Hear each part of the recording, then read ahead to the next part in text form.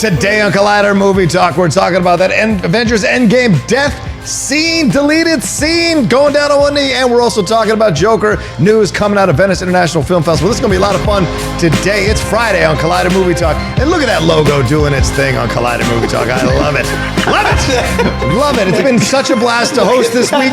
Logo doing its thing. It's doing its thing, moving up and down, dancing around. It's animated. Yep. Yeah, it's Casual Fridays. Hey, Christian, lighten up, Francis. All right, we're going to talk about a lot of things today on Collider Movie Talk. It's going to be a blast. The Avengers Endgame death scene that was dropped today. A lot of people talking about it in the office. We get a shot of Gamora. All of that is happening. And of course, Joker is going to both TIFF and the Venice International Film Festival. We've got some comments about that we're going to talk about here today. But you know I can't do it by myself. So luckily on this Friday, I found two awesome people to come on to the show. And let's look at them now. That is Mark Reilly right there. He is Yodi. He is the best thing going. Look at Mark doing his thing. Well, doing my thing. I'm like the logo. I'm dancing.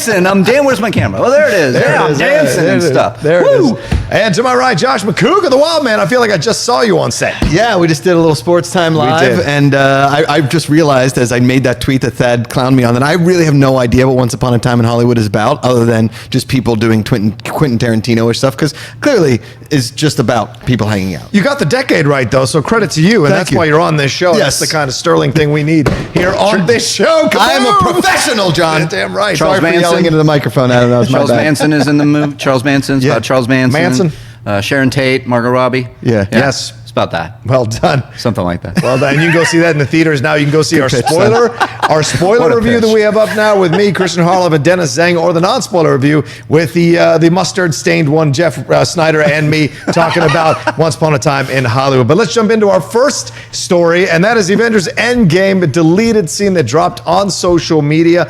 This thing was about 2 minutes long. I hope you all got a chance to watch it, and it occurs right after, by the way, spoil my guy, if you're one of the, I don't know, two It's people. made $584 billion at this point. Spoiler alert, if you haven't seen it, you're not watching the show. That's fair. That's fair. Yeah. After Iron Man dies and Gwyneth Paltrow gives the beautiful kiss and cries on his shoulder, the camera moves. The Russos have the camera move around, and we see a number of the Avengers go down in one knee in honor of the death of Iron Man, led by Hawkeye, Black Panther, Captain Marvel gets on one knee, Ant-Man, Star-Lord does as well. But the big thing is we see Gamora look at everybody near the end of the scene on their knee, turn and walk away, which lets you know that's 2014's Gamora that survives. We hadn't seen if she survived or not. We saw an image of her, Star-Lord, going off to go get her in the ship there with the Guardians of the Galaxy. But this is confirmation that 2014 Gamora survived, because 2019 Gamora would have gone on one knee to honor Iron Man. So there it is. Reilly, you look at this scene, this pretty touching scene. It would have led into the funeral, but it would have felt like two funeral scenes. So what did you think about this scene overall? I love this scene, actually. I like it a lot more than the funeral scene, to be quite honest with you. I think I'm going to steal Jason Inman. Jason Inman went on Twitter talking about it in agreement with him. I think that the reason the funeral scene at the end was there was to show all the MCU Easter eggs, all the people that we've seen throughout all the movies. And I get that. But my point is that we saw that in Endgame. Yeah. We got all those cameos in action, actually. Hank Pym, a young Hank Pym. Michael Douglas was there. That was great. I enjoyed that. But this was so powerful. It was a powerful moment. I enjoyed it. I teared up a bit. And I think that it could have, to use Jason Inman, what he was saying on Twitter, fade out nicely into the arc reactor on the float at the end of the funeral, and then cut nicely into a moment with Happy and Tony Stark's daughter. I thought that would have been really nice. I really liked seeing the Avengers, honor him right there in battle. It just seemed very powerful, but there's a reason why the Russos cut it, because they wanted to have that actual funeral scene, which was beautiful. I'm not saying replace it or anything. Right. I just love the scene. I could see how they did it, but yeah, I thought it was great. I don't understand the Gamora thing while everybody's losing their mind. It was very clear to me at the end of Endgame, because we go on the ship, we know he's going after her, we know it's not 2019's Gamora, it was 2014's Gamora, and again, really love that scene where she's looking at everybody taking knee and go, I don't know this guy. I'm out. Right, but and uses that moment to actually escape. Yeah, I think people are going nuts, Mark, is because it's a confirmation that she did survive the snap, and that she went, because we don't know where she went. We don't see her getting on the ship or anything like that. So they gave us at least a visual confirmation that she did survive the snap and is off. Because a lot of people were speculating, including me, that she came with Thanos, so why wouldn't she be snapped out? Does a snap look into your heart and not kill you if you've suddenly converted to helping Tony Stark? And how would Tony Stark have seen Gamora help Nebula and other people when he is completely on the other side of the battle? So that kind of stuff factored into the situation. But overall, what did you think of this scene, Josh? And did you think it was right to cut it out? Well, John is a movie expert. Please. It says YouTube on your shirt. Who clearly knows all about what's happening in Once Upon a Time in Hollywood. I'd also like to pitch Jeff Snyder's new superhero nickname as the Human Mustard. Yeah. What do you guys think? I like it's good on most things, but a lot of times it's just a little too spicy and it stains your clothes. And it gives you gas. Yeah, right? That's a good Jeff Snyder. Yeah. So the first thing I said when I was watching it was like, all right, this is like, if I'm being honest with you, it's pretty cheesy. Oh, there it is. Oh, yeah, Right, there we like- go. Oh, They're like, come on. oh, let's take a knee. It's like, oh man, Yeah. Tony, because like, hey, Dad. I like the funeral scene way better. Okay. I get that, like, he died, but honestly, all those people, if we did, first of all, this is my problem with the stupid time travel and all these stupid shows, okay, and all the stupid movies. Oh, here we go. Stop the time travel, okay? I don't need time travel. This is only a 20-minute show. I so, understand. It's okay. like, oh, we'll just go back in time. I'm Tony Stark. I figured out how to make the time travel work. It's like a capacitor inside of a crazy 8 thing. Okay? It's stupid. Okay? Avengers Endgame is fine. It's just disbelief, whatever you want. Okay? What I'm saying is that, like, they come around and it was like, well, Gamora in 2014 didn't know that this is. None of them knew. None of them were that invested into Tony Stark post-snap, pre-snap, whatever. They all, like, take a knee. They're like, I think we should take a knee. Wait, those Avengers? What are you talking about? They're all their fans. They've been around for years fighting together. Maybe not Captain Marvel, but she looks at everyone else and understands this is a warrior's death and goes down in a very proud way out of respect. Gamora just disses out. Yeah, because she didn't have any relationship with him because it's 2014 Gamora, who hasn't had all this relationship with Iron Man yet. I think this is the point of why he doesn't like time travel. Because now I'm effing confused. Yeah. Again, who is where and when? What is this? They all like come through some Doctor Strange. Okay, we need to move movie talk to an hour today because we got to dig in right now. Listen, I get it. I watched this movie and I was like, all right, it's over. Bring out the whiteboard. Bring out the whiteboard. You guys, listen. So I know, right here You is guys Gamora. can say all you want. Everybody, oh, he's a shill. It's fine. You suspend disbelief. No, it's shill is a support. I You're know. not I understand shilling. that. What I'm saying is I'm anti-shill right there now. you go. Yeah, because fair. it's like, the first thing I said was, I thought Greenie was gone. They kill Greenie again. Like, she keeps dying. Right. That's the only thing that got me that thing. Everybody's like, oh, isn't it amazing they were kneeling? I don't know. It's like, it was so cheesy. Like, Tony put his life on the line for all. Yeah. He's a superhero. I'm not gonna.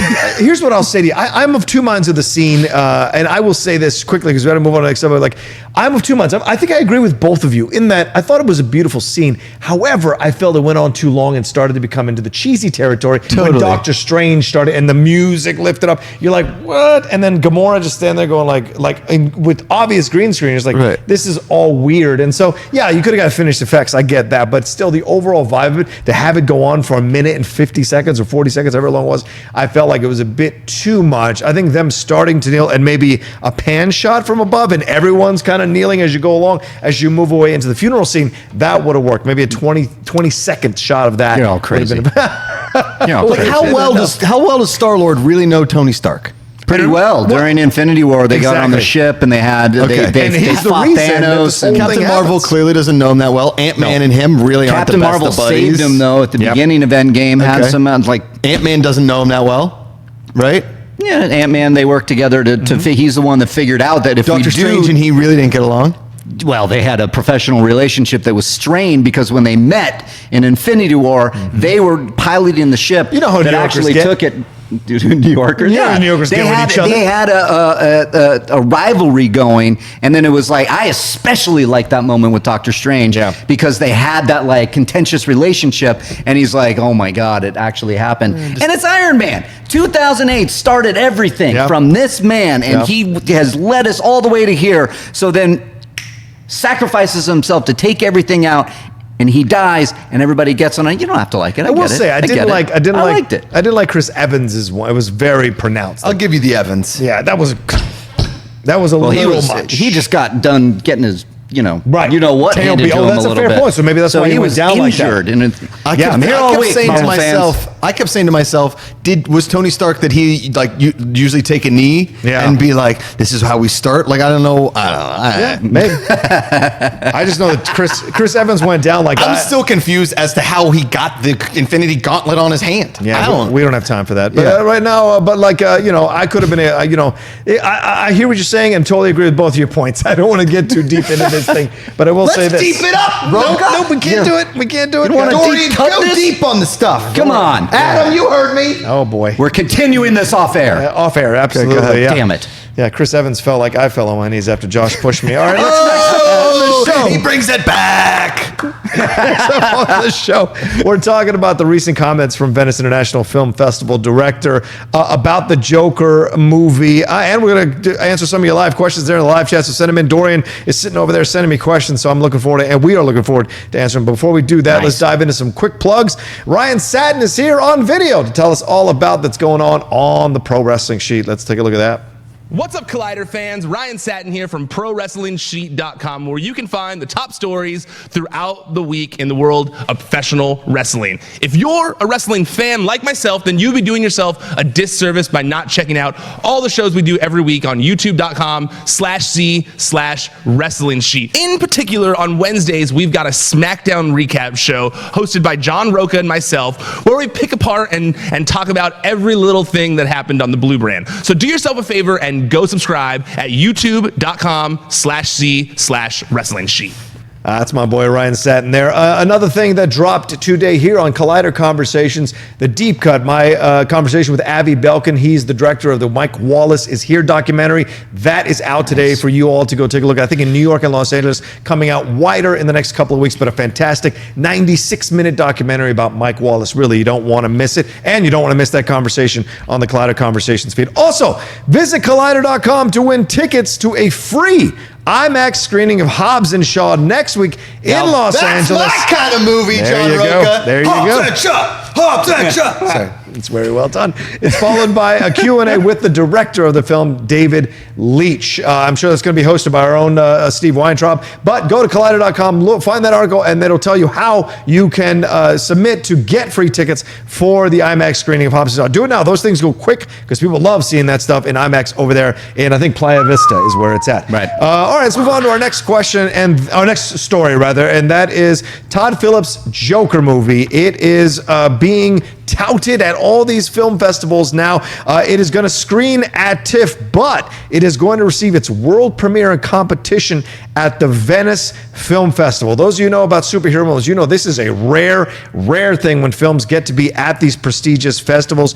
In an interview with Variety, Venice artistic director Alberto Barbera, he said that Phillips was the one who pushed for Joker to land a coveted slot in the festival's competition lineup. That's incredible. Let's take a look at some of his quotes. He said, "Yes, as usual, Warner Brothers said they wanted to be in a more protected situation, as with The Stars Born last year, which launched out of competition," Barbara said. But then director Todd Phillips said, "I don't care if I run the risk of not winning. Why shouldn't I go in competition when I know what we've got in our hands?" Barbara continued, "I have to say Warner's was convinced pretty rapidly because it's a really surprising film. It's the most surprising film we've got this year. This one's going straight to the Oscars, even though it's gritty, dark, violent. It has amazing ambition and scope." That's incredible words coming out of Mr. Barbara's mouth there about Joker movie. Right, I'll go to you first again. You hear this, you're a DC guy, you're a Joker Batman guy. This is exciting, I know for me. You hosting the Writer Roundtable, you talking about film all the time, you being a Schmodown champion,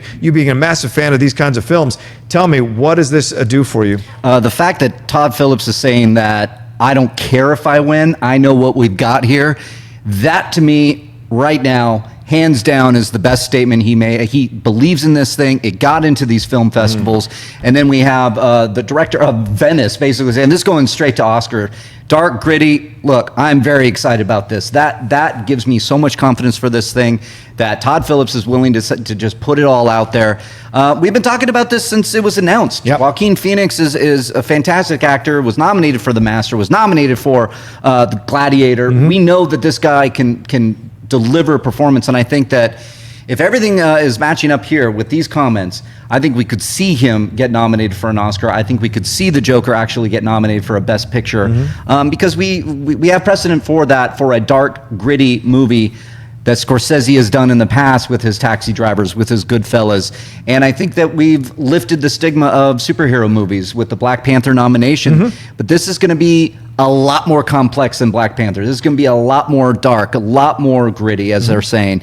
So this gives me a lot of excitement. I want to see what the reviews are like next, because if now we're hearing about really, really great reviews, I think, and audiences especially respond to this thing, I think an Oscar nomination is worth considering and discussing as a real possibility. Yeah, Josh, you've been excited about Hobbs and Shaw, but this is another approach. You know what Hobbs and Shaw doesn't have, John? What's that? Time travel. It does not. It does not.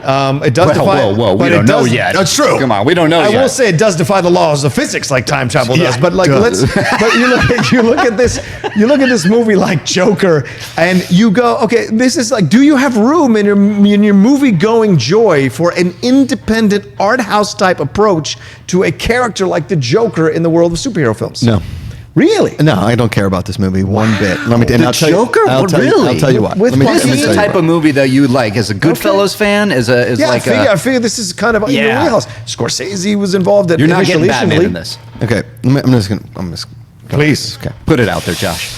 We're still within some sort of constraints of some DC universe kind of a situation. Possibly. Not this one. They have said this is an Yeah. Elseworlds thing. Yeah. So basically, what we're watching is a man melting down emotionally and psychologically into becoming a person that puts paint on his face and then recruits other people to rob banks. I don't, possibly. Maybe. Or Okay. worse. Okay. Or bomb things, destroy things. Certainly there have been Okay. there's allusions to bombings on the subway Now in listen. this film, so I don't know. Yes, I've seen that part. Yep. That looks pretty much like Die Hard with a Vengeance, which is an amazing part in Die Hard with a Okay. Vengeance. You know what I'm talking about? Where they Yeah, blow I up the do. subway I do. underneath. Not sure if Comes a running helicopter is at going to him. show up in this one, but yeah, okay. Okay, let me just throw this out here. Sure. The trailer to this movie looks a lot like an independent movie about a guy that likes clowns. Okay. Who had like a rough childhood with maybe an abusive family. Talk about a real uplifter of a film, John. Right. I can't wait to go to see my superhero movie about a psychologically messed up man with no other superheroes in it, at least that we know of. That we know of. And you know what? Listen, I love Todd Phillips, okay? Anytime he's in one of his comedies, his cameos are absolutely fantastic. I'm here for the gangbang. I mean, come on. Old school, it's fantastic. It's absolutely fantastic, Yeah. okay? It's in a movie, kids. If you want to go see a great comedy, see Old School. Parents, do well and send your kids to go see good comedies. We need better comedies, less time travel. Besides that, Yeah. I'm going to say this. There hasn't been a trailer all year, okay? All year that everybody's been like, oh my God, where I've been like, really? This is what we're oh my Godding about? It's just a psychological, there's not one part. This does not sell me on a movie. Okay. Him looking at, there's like 9 shots of him looking at a mirror in this trailer. Okay. There isn't one part of this movie. And listen, I could be totally eating my words in a few months and I will go see the Joker because Right. everybody is so hyped on this. But there isn't one part of my person that's just like, man, if this Joker is the one that we're going to do, it's going to transfer to the Matt Reeves movie. Now, if it transfers to the Matt Reeves movie and we see it, awesome. There's but if rumors of this that. is just a standalone, Right. one-act Joker film on an off-Broadway play, be like, this is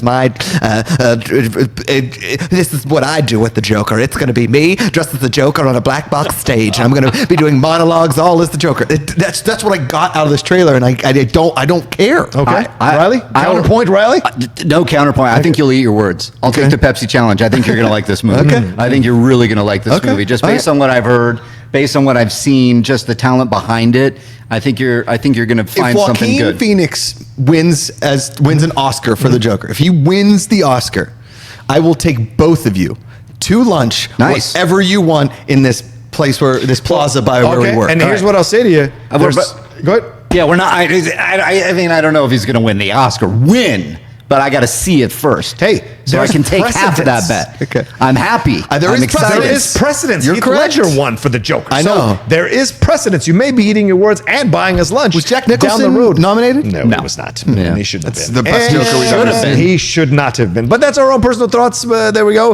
TIFF Artistic, just to wrap this up, TIFF Artistic Fireworks Director... Fireworks. TIFF Artistic Director Cameron Bailey said earlier this week to IndieWire about Joker movie, it's an original story, not part of the existing canon. It does take the character and a lot of the elements that we know from Joker's backstory, but it's an original story that allows the filmmakers to go in an original direction. It's got some real dark tones to it, but it's just grounded in this career best performance by Joaquin Phoenix. Career best. Did you see Walk the Line? I did. It was good. I think all the awards bodies will be taking notice. So certainly you may be, and this is the kind of groundswell you want for a film like this that people, A, didn't even think was going to get made, and B, now are kind of excited about it because it has that old school 70s Martin Scorsese vibe to it, and may be, once again, a comedic director like Adam McKay was, venturing into some drama and finding success on award season. So we'll see. I'm not taking anything away from Todd Phillips because I've pretty much loved everything he's You done. do. Yep. I'm just taking what I've gotten from this trailer and what people have described for me this movie. Not Pass. for you. Not for you right now. Well, let's move on to some questions. We'll find out, Josh, what happens in the next few months. But let's get some questions from the members in our live chat. Dorian Parks is very nice to select some of these and send them on. Dorian.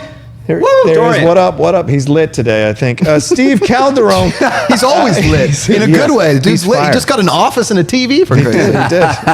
And he's having fun with it. All right, Steve Calderon says, Andy Serkis, Travis Knight, and Rupert Wyatt are in the running to replace Ruben Fleischer for Venom 2. Who would you pick to direct this sequel? Give me Andy Serkis any day of the week. Okay. 100%. He because he knows what it's like to do the motion capture stuff. That was actually some of the stuff, the effects in the Venom that I could have done without. The end just looked like a bunch of blobs fighting each other, agree. Okay. and I want a little bit more performance out of that, a little bit more action. And I thought he did a hell of a good job with Mowgli. It really wasn't the Jungle Book. He had the unfortunate task of coming after that, and it was delayed, I know, for many years, but it was a damn good movie. The guy knows how to direct, and the idea of him directing something with special effects, with something to add performance into actual motion capture and special effects, that's something I want to see. So I think Andy Serkis for Venom 2, it would be my pick. Okay. All right. Same thing? 100% agree. Okay. I'd like to see Andy Serkis direct more. Yeah. Me too. I'm down with that. I think I joined the three. As much as I enjoy Fantastic. Travis Knight and Rupert Wyatt with their work, I think Travis Knight, with what happened with Bumblebee, maybe they don't want to necessarily go that route. And I think with Serkis, there's more of an excitement of the motion capture stuff. So I agree with that. And for Travis Knight, come on, bring him back for the next Transformers movie. Absolutely. I don't think we need to get more Bayhem. Like, let's keep him involved because All right, I know. now you've gone too far. No, come on. You were I all know, right. I know they added. When I he, know when they he makes started. $4.5 billion on a Listen, franchise, fine. There will be no insulting of Michael Bay in this. I am not That's right. insulting the man. That's right. I am the host of this show. I'm not. You are not the host of the show. I'm just saying Travis Knight brought some much needed characters and heart to the Transformers franchise with Bumblebee, and I think you need to bring him back and then get rid of Bumblebee and put Transformers back on the marquee, and you get more people excited. All right. We'll see. Certainly Michael Bay is coming back. Michael Bay is coming back to be a part of this next Bumblebee film or Transformers film. That's for sure. Is? So yeah. He's going to executive produce and the head. Is he going to direct it? I don't know if he's going to direct it, but they said that they're going to tie it into the Michael Bay movie. Let me just say this, it's what's not going to happen. Okay. Damn. But if Bad Boys for Life isn't the world's most perfect movie, we can go and place the blame on the fact that they didn't get Michael Bay to come back for it. I'm just saying. Okay. Am I right, Dorian? You're not wrong on the Bad Boys franchise. Let's jump to the You're next not question. wrong. Fillmore Pockets. Nice. If the Joker is a financial and critical success, which comic book villain would you like to see get a Joker-style film? The Kingpin, Doctor Doom, Lex Luthor? Well, I think Lex Luthor sounds pretty damn good. Lex but Luthor can does sound Superman good. be in it? And moreover, is it Man of Steel 2? And where's Henry Cavill? What are you doing, Warner Brothers? There's my PSA of the day. I think Lex Luthor is a very interesting villain, but what were the other options that he was? Dr. Doom. I think Dorian deleted it. Yeah, Dr. Doom. Stop doing that, Dorian. Dr. Doom and... what was the other one? Kingpin. Ooh, Kingpin would be fun. I think Doctor Doom, because I know we had a movie with Noah. What was his name? Noah Baumbach. Noah Baumbach. Yeah. He was developing. I don't know. No, that's not Noah Baumbach. I bid that. Noah Baumbach is working on the Barbie movie that's a right good now. Independent film right there. Yeah, that's a good independent Doctor Doom. Noah Baumbach's Doctor Doom. Doctor Doom, though, would be an interesting movie to focus on that villain, to introduce the Fantastic Four at the end of it. Focus on the villain. That sounds interesting to me, too. Okay, all right. I hesitate to ask Josh this question. Well, no, I think we've seen enough Kingpin in all 3 seasons of Daredevil. I agree. The origin story. Yeah. Vincent D'Onofrio absolutely knocked that role out of the park. I don't know a ton about Doctor Doom other than the fact that it was played by the guy from Nip Tuck in the Jessica Alba Fantastic Four. Julian Correct? McMahon. Correct. Yes. Julian McMahon. I feel like we've wasted our 2 opportunities since Gene Hackman for a Lex Luthor, and I would love to see a Lex Luthor style origin story because I think he's the best villain in the history of the comics. Okay. Yeah, of fair any enough. villain. Yeah. Fair enough. I would take a Mr. Mxyzptlk or Bizarro. I would love a Bizarro Joker type film where he's like, how am I? There's another, I'm the anti of someone else. What is that like? Bizarro's a good call. That's a lot of identity stuff that you can play around with if you went a little more darker with that. Vital Killer says to Josh, hey, Back to the Future, Hot Tub Time Machine, Bill and Ted's Excellent Adventure, Donnie Darko. You happy, Josh? No, Donnie Darko, one of the most overrated movies all time. Fair enough. The other 3 are great comedies They are. about time travel. About time travel. It's not about like we got to fix timelines doing this and this and it's a drama. No, Back to the Future is a very funny movie that has one timeline miss. There's a lot of like also whatever the case may be. Hot Tub Time Machine is just an effing hysterical comedy. It is. Yeah. And you can do time travel very funnily. I'm tired of dramatic time travel. I'm just so tired of it. The entire Flash series has just been one messed up timeline. Please, am I right, start. D? Yeah, the Thank Flash you. series just the I'm going to return the Time Traveler's Life. I was going to get it for Josh Macuga for Christmas. Oh, thanks, man. I Not appreciate anymore. that. Jackson Donald, last question of the day. We got to wrap up here. What film are you most excited for from the rest of 2019? Joker. Yeah. Very nice. I am, man. I got it. Okay. Go. It Chapter 2, That's a Joshy. good question. It That's a Chapter good one. 2. Are you kidding me? That movie looks fantastic. I love the first one. I love the book. You look at this cast. I know it's going to scare the bejesus out of you, and I can't wait to be in the theater for you next year. I'm not going to sit next to you, actually. I'm not going to do that. I'm going to be far away. What's the movie that just came out with Tom Hanks as Mr. Rogers? What's it called? Be My Neighbor, Won't You Be My Neighbor? Yeah, no, that Won't was You the Be My documentary. Hello Neighbor? No. Beautiful Day in the Neighborhood. Beautiful Day in the Neighborhood. Thank you. That's that what looks I'm- amazing. That and obviously Hobbs and Shaw. Hobbs and Shaw. What about Zombieland? Double tap. After watching that trailer, oh man, that looks Are you down? fantastic Yeah. too. Yes, 100%. Joker is my number 1, but my number 2 is Terminator Dark Fate. I just got to see if they get it Oh, right. yeah. And everyone That's a coming good out of one. Comic-Con said the footage was incredible. Okay. So I'm hoping, but we'll see.